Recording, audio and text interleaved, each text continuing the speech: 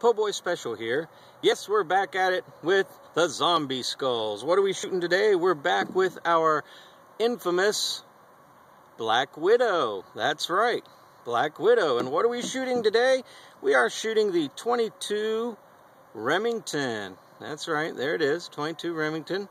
This is the target round, and it is 22 long rifle, bullet weight 40 grains, lead muzzle, 85 foot, 976 feet per second, velocity 1150. So that's what we're going to do.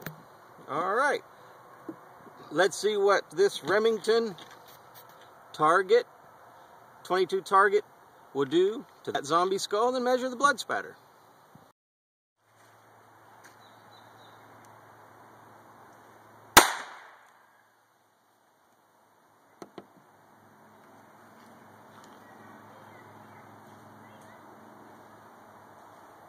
Alright, let's take a look at our results. Obviously, this is where the bullet entered. You see the blood spatter here. You see the blood oozing out of our skull. So, Mr. Zombie, you, sir, are a goner. And I'm going to remove our skull here so you can see right here, very small, is where the bullet did make it to the backstop here. So we do have a little bit of penetration in our backstop right there.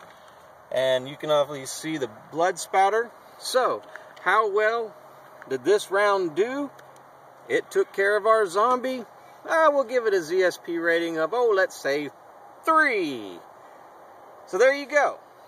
That's what it'll do to that zombie. You saw it here on the Poboyspecial channel.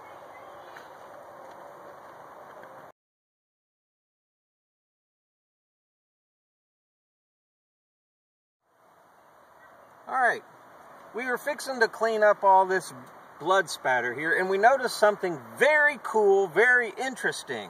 Let me remove Mr. Zombie Skull. Let me remove our nice paper.